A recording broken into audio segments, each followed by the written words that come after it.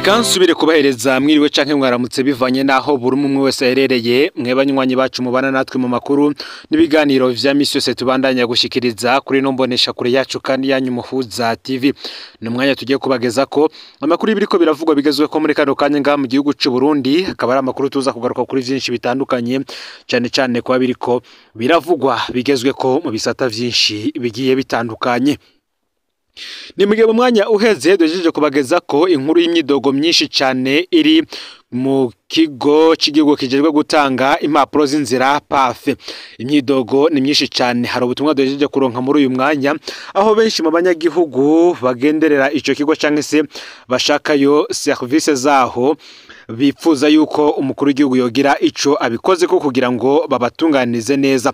Bamwe bati niba kandi vyo kunda kuko tuzi ko nubundi nyungu ziba ziri mu kagwi k'abategetsi bo muri CNDD FDD bariya baharongoye bohindurwa hakazanwa abandi tukaraba ko ibintu vyo ja mu buryo. Tuguma turonka rero ubutumwa bujanye n'ibibera muri PAF, tugiye kuza turabasangiza gushika twumvise ko abonetse agahengwe. Hari umwe mu bagendereye ico kigo yifuza service zaho gusa ngo ivyaboneye nakamuna. Uti nuko ati amahoro neza, nukuri ibintu niboneye n'amaso yanje muri PAF, jewe harageze naho nifuza ubwene igihugu bwasi bwa Republika Iharanira Intwaro Rusange ya Kongo wibaze.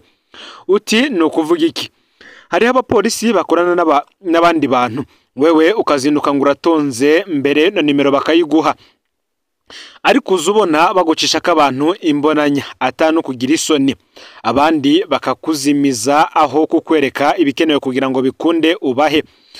Abo bapolisi baracitse ibirara, uribaza uti none ibi bakora bariyumvira ko ikindi gihe nabo bazokenera service ahandi hantu, ngo barahimbagwa iyo nk'imirongo y'abantu igiyemwe akajagari kuko baba baboneweho uko bagira amanyanga.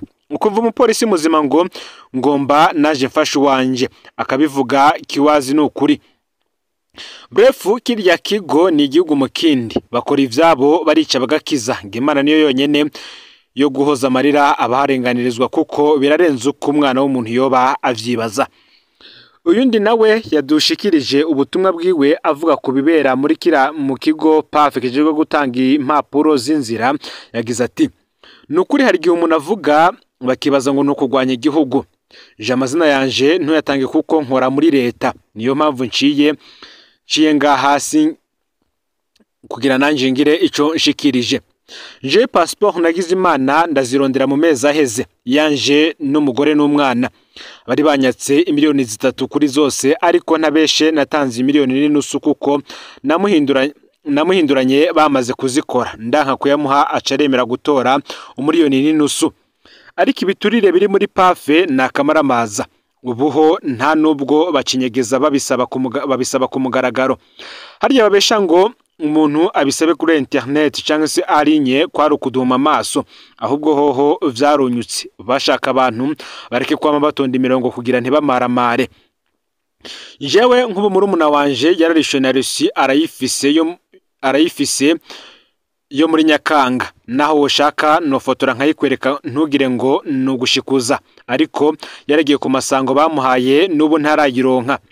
Nukuri President Ndayishimiye nareke kuduhuma amaso, nawe nibaza ko imyidoga yibona. Rero kurya amavuga ngo ibintu yarabifashe mu ntoke, nahagurukire kirya kigo ca PAF kuko nakamaramaza. Turaciye ubwenge turabona ko hari ikintu cinyegeje inyuma. Naho biri gutyo kandi ubu butumwa bwose bwadushikiye bw'abantu bavuga ivyo bahuriye navyo muri kira kigo ca PAF. Hari umurundi wa muri Canada herutse mu Burundi, we yatwandikiye ko ngo vyagenze neza ciye kuri rya nimero ya General Maurice Mbonimpa. Uyu ni umurundi kandi asanzwe azwi ko ari mu bashira habona ibitagenda neza. Yagize ati nakurikiranye vyinshi mwatangaje mu nkuru yanyu ivuga kuri rya kigo PAF. Nubwo umwana wanje na nyina bazironse duciye kuri rya nimero ya Maurice Mbonimpa, bitandukanye nuko abandi babivuga.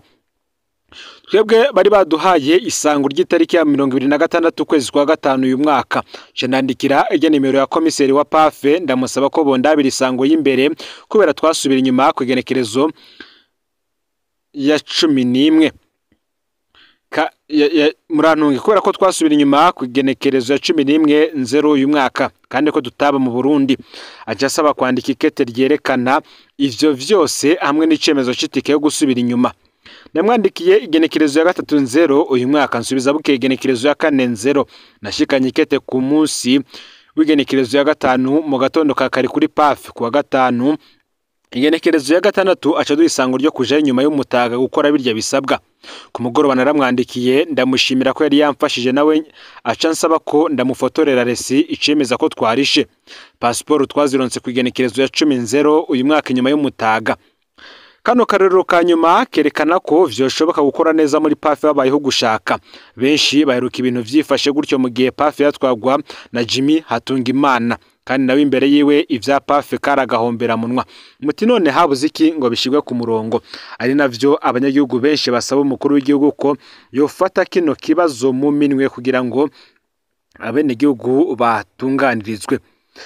Sivyo kandi kuko hari nundi yavuze ibitariko biragenda neza muri iki kigo ca PAF Mbavu yuyu aje ashimira General Maurice Mbonimpa atwara iki kigo. Uti turabashimira ukuntu mugaragaza ibitagenda neza, ikibazo nashaka musubire mutubarize kijanye na laissez-passer hamwe na passport kuko kugeza ubu nta mpinduka ziriko ziraba kubijanye no gutanga izo mpapuro abenshi banyotewe. Uberuka baranditse berekana ibiturire biriko biratangwa mu nyuma urongoye PAF yaravuze ko amamashini afyatura izo mpapuro yaje kuva kera kandi ko mu mpera z'ukwezi kwa kabiri zizoba zatanguye gutangwa neza. Mugabo murabona kwa gatatu ukwa kane kwa gatanu ukwa gatandatu kwindwi uko 8 uko 9 uko 10 vyose hose haraheze atagikozwe. Ngo wanashima ubugiye kubaza bakubwira ngo nimugende muzogaruka kubaza mu mpera z'ukwezi kwa Kigarama. Tukibaza mbe nike kibazo coba carahabaye kugira kugeza ubu ivyo zangombwa ntibiboneke. Ababikeneye turi mu gahinda kuko twashaka kubikoresha na rya tuguma mu Burundi bisigaye bigoye ku ngingo zifatwa zitubahiriza umunyagihugu muto muto. Ngo mbe ikibazo kiri hehe aho nta vya politike vyinyegeje inyuma yiridindira mu kuronka impapuro zimwe mu bisata vya leta. Uti ni mutubarize ni ryari iyi ngorane izotorerwa umuti apana kwa batanga amasango atakiri buvemwo murakoze. Ibi rero ni vyinshi mu byo turi kwakira biturutse mu badukurikirana umunsi ku munsi cyane bashikiriza ingene mu kigo PAF kirongowe na General Maurice Mbonimpa ibintu vyabo bitifashe neza mu kigo PAF. Natwe rero tukabandanya gusaba indongozi z'igihugu kugira ngo zihagere zirebere ibiriko birashikira abene gihugu bazo mu gihe bobo ico banyote bari impapuro z'inzira kugira ngo baje kuraba ingene borondera ubuzima hanze z'igihugu. Mu yandi makuru kandi reka turabe ku yindi dosiye iriko iravugwa ko cyane yerekeranye n'amanyanga canke ubunyonyezi bigejeje habi ishirahamwe Otako. Aka kanya rero nabwo tugiye kubashikiriza urukurikirane rw'ibibazo vyugarije ishirahamwe Otako bigiye gutuma iryo shirahamwe rishobora kugara imiryango nk'uko binashikirizwa n'abakozi bahakora. Muri rusangi ishirahamwe Otako muti kubera ikimodoka za Otako zitakija kunguruza abanyagihugu hagati mu gisagara. Ni ishiramwe rirongowe n'umufasoni Françoise ngo zirazana yahoze arongoye intara ya Makamba agafashanya n'amabanga kandi na Jacques Nibiza asanzwe ari umuyobozi w'ubuhinga directeur technique. Ariko rero biragoye gutahura urongowe Otako canke ufata ingingo. Tubanze tumenyeshe ko Françoise ngo zirazana asa na mushasha muri ayo mabanga kuko yinjiye muri ayo mabanga mu kwezi kwa kane uyu mwaka w'ibihumbi 2025 asubiriye wahahora yitwa Bukuru Deni. Directeur technique niwe asa n'ufata ingingaho muri Otrako. Murano makuru reka duhere ku ntunganyo nshasha yavuye ku ngingo ya Jacques Nibizi tuvyite intangamarara yano matohoza twateguye. Ubwa mbere kuva hatanguye ubukene bw'ibitoro ishiramwe Otrako ryari ryarafashe ingingo yo kurungika imodoka zaryo hagati mu gisagara kugira zifashe kunguruza abanyagihugu. Ivyo bobo bita intervention. Abo Otrako yacirungika imodoka 10 mu gatondo n'izindi 10 ku mugoroba. Muri ico gihe Otrako yaci habwa amaritiro y'ibitoro angana n'ibihumbi 9 muri Sopebu kugira ibandanye ico gikorwa. Ariko Otrako yaci tanga icegeranyo canke se raporo mu iperereza kugira yerekana ukuntu ico gitoro cakoreshejwe. Aho rero kwari kugira Otrako ibandanye kuronka igitoro muri Sopebu kuko yabihejeje kwerekana ukuntu cakoze. Mu nyuma Jacques Niyibizi yarafashe ingingo yo kudasubira kurungika imodoka mu gisagara ca Bujumbura muri ca gikorwa cyo gufasha abanyagihugu kwiyunguruza. Amatohoza yacu akerekana ko uyu muyobozi yashimye guhagarika izo modoka kuko ata amafaranga yiwe akuramwo, atanyungu yiwe abonamwo. Ivyo rero vyaciye bituma Otrako idasubira guhabwa ca gitoro kingana n'amaritiro 9,000 muri Sopebu. Ivyo rero vyatumye Otrako ihungabana mu gukora harimwe ibijanye n'amasezerano ifitaniye n'amashuri atandukanye yo kunguruza abanyeshure, kuko rimwe bisigaye bigorana gutora abo banyeshure. Aha twovuga nk'ishuri rya Saint Esprit, Vugizo, SOS, Chepes, Michel, Akshange, Independante na Kamuri Mwijabe. Iyo ngingo kandi yarateye impare n'imyidogo idasanzwe mu bakozi ba Otrako, kuko hejuru y'ivyo byose imodoka za Otrako nyinshi ziri ku musego. Iki naco tukaza kukibabwira ko vyose bikaba ku bubegito bw'uyo muyobozi w'ubuhinga Jacques Niyibizi abandanya kwigarurira ubutunzi bw'iryo shiramwe bugeze ahatemba, nk'uko tugiye n'ubundi kubigaruka ano makuru. Mu ncamake Otrako irafise agence yunguruza abantu kuva Bujumbura gushika Kigoma mu gihugu ca Tanzania. Iyo agence ikaba iri ku isoko kwa Siyone.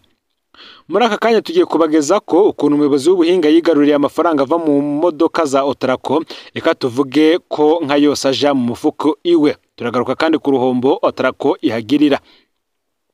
Iyo agence iri ku isoko kwa Siyoni Bujumbura. Igitangaje nuko kandi iyo agence iri mu minwe y'uwigenga privé afitaniye amasezerano na Otrako y'amezi 6 yisubiriza. Amasezerano vyitwa ko arayo guhuma amaso abantu. Agence ngire mu minwe y'umuryango wa Jacques Niyibizi. Nkuko biri mu matohoza tumaze igihe dukora, iyo agence yo kwa Siyoni yayihaye umwe mu miryango yiwe. Muramu we yitwa Claudina niyo muhoza. Uwo si umukozi wa Otrako, eka amasezerano bafitaniye na Otrako ni nkayo guhuma amaso abantu, kuko ibikorwa vyose vy'iyo agence ata muco birimwo kiretse ubunyonyezi bwateguwe na Jacques Niyibizi, directeur technique. Igitangaje kandi nuko aho imodoka ica hose ahari utu agence duto hose ari inshuti ziwe yashizeho. Aho twovuga nka agence iri mu Rumonge, Karonda, Nyanza, Mabanda, Musenyi na Mugina. Abari kuri izo agence bose nta muntu amenye uko bariko bakora, kuko amafaranga batoza menshi ataja muri Otrako. Amafaranga menshi Otrako ihomba. Imodoka ya Otrako yunguruza abantu muri Bujumbura gushika Kigoma ifise ibibanza vy'abantu 100, ariko kenshi bama berekana ko yatwaye abantu 60 canke 70, ayandi bagakubita kuba inyuma. Amafaranga y'ibipakirwa mu modoka nta kibazwa. Muri ano matoza kandi twashoboye kumenya ko Otrako yamihomba amafaranga ashika miliyoni 50 buri kwezi, agenda muri buno buryo bw'amanyanga bwateguwe na Jacques Niyibizi. Abo babikurikiranira hafi rero ayo manyanga basaba ko iyo agence iva mu minwe y'uwo muryango wa Jacques Niyibizi igakurikiranwa n'umukozi wa Otrako, canke naho ikaja mu minwe y'uwigenga ariko afitaniye amasezerano yo kuri na Otrako kugira ubwo busuma buhagarare. Ayandi manyanga ariko arategurwa na Jacques Niyibizi. Uwo muyobozi w'ubuhinga ariko ategura ayandi manyanga yo gushiraho agence y'imodoka za Otrako zizokorera Bujumbura, Kampala mu gihugu ca Uganda, naho nyene nta muco n'umwe urimwo. Amakuru dufise nuko ariko ashaka kwegurira imodoka akagwi kabigenga bizotuma Otrako yahombera amafaranga menshi hejuru yuko imodoka za Otrako zigeze aho umwansi ashaka, nkuko biri, nkuko navyo tugira tubigaruke ko. Kubera ubunyonyezi imodoka nka zose za Otrako ziri ku musego. Garage iragaragara kuko atagikoresho na kimwe kihari. Biragoye rero gutahura ukuntu garage ishiramwe ibayeho idashoboye no gukora imodoka zayo, ariko ikitwa ko ijejwe controle technique y'imodoka zo mu gihugu. Mu ntango tubanze tubamenyeshe ko canke tubibutse ko Otrako ifise garage yayo. Mu vyijejwe harimo gukora imodoka ziriyo shiramwe ziba zagize ikibazo. Uno munsi yo garage iragaragara kuko atabikoresha ifise, aho twovuga nka pièce de rechange.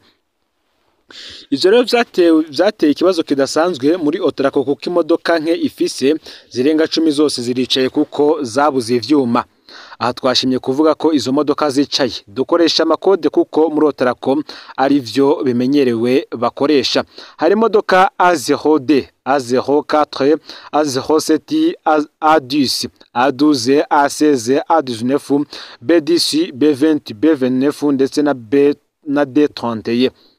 Aho rero vyitwa ko zisigaye zikomeye, zisigaye zigenda ziracumbagiza zidakwije ivyuma, harimwo izo basudira amarame, eka izindi ziboneka mw'ibarabara ivyuma biboshe n'ibiziriko. Ibiteye isoni ku kigo ca leta cyitwa ko arico kijejwe gusuzuma izindi modoka zose ziri mu gihugu, ivyo bita contrôle technique.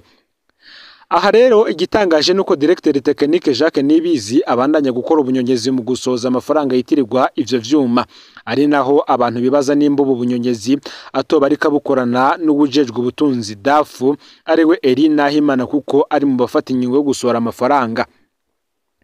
Mutimbega umuyobozi mukuru Françoise ngo zirazana nahari mushasha ntabona bino bibazo bigira bitembagaze ishirahamwe arongoye, nivyo benshi bibaza.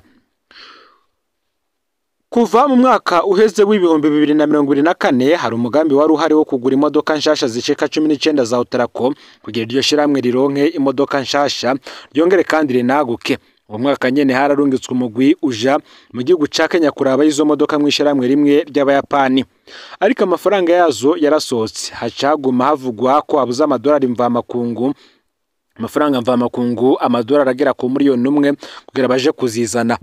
Muri BRB barabuze ayo mafaranga canke ngo ni umugambi wo kuyanyuruza.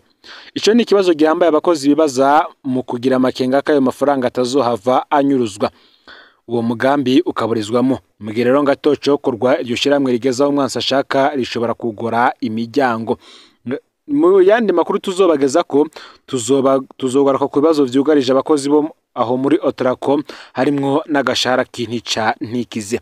Rero amakuru yaragezwe ko muri kano kanya vyonda subscribe canke s'abonner niba utarafyonda ko kugira ngo tujucikanwa nadushikiriza usangiza no makuru bagenza aho bari hose kugira ngo nabo baje barashikirizwa niba biriko biravuga baje barashikirwa nayo biriko biravugwa bigezwe ko ngaha mu gihugu cy'u Burundi, hanze imbibe z'igihugu cy'u Burundi ndetse no mu makungu ya kure. No Mpuza TV Imana bahezagire ibikorwa vyanyu vya misi yose muri ko murakora, amakuru yacu yo arabandanya.